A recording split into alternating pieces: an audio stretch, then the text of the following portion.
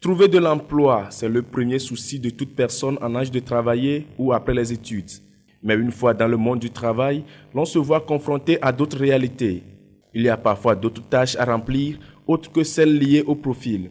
Le plus souvent, c'est une situation occasionnée par l'absence d'un contrat en bonne et due forme entre l'employeur et l'employé.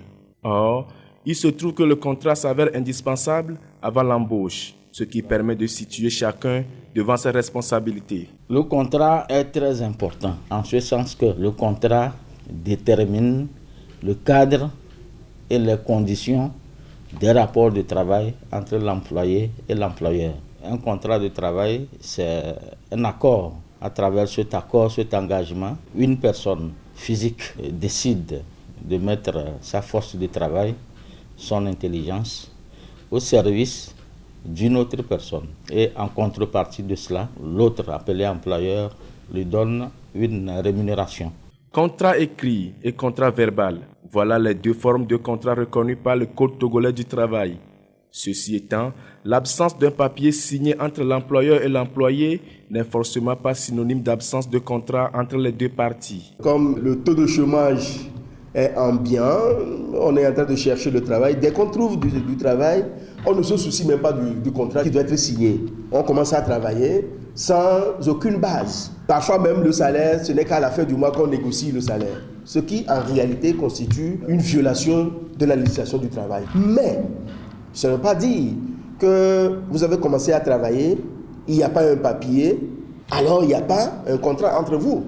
Il y a bel et bien un contrat, même si ce n'est pas écrit. Puisque déjà, la législation dit le contrat peut être verbal ou écrit. Les paroles s'envolent, mais les écrits restent, dit-on souvent.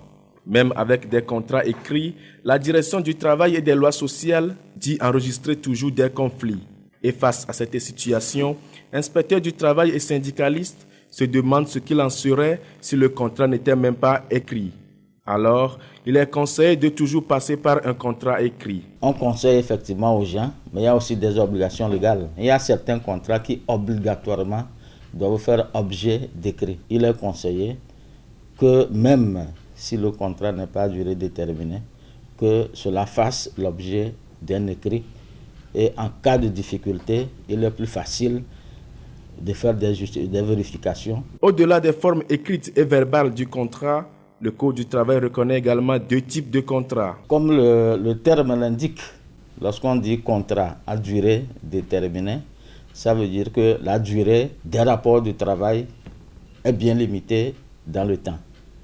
Donc vous savez qu'on vous prend pour 6 mois, on vous prend pour 1 an.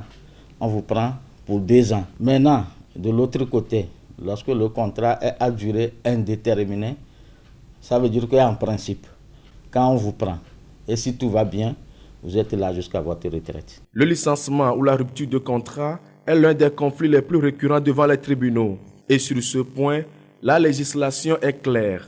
La partie fautive de cette rupture doit des dommages et intérêts à l'autre partie qui se sent lésé. Si c'est un contrat à durée déterminée, qui est rompu sans préavis, l'employé est dans ce cas obligé de payer son salaire selon le reste du mois ou d'année avant l'échéance. Maintenant, si c'est un contrat à durée indéterminée, et là, les préjudices, les dommages et intérêts qu'il doit payer à l'employeur, il revient au juge d'apprécier et de fixer ces dommages et intérêts qu'il doit payer.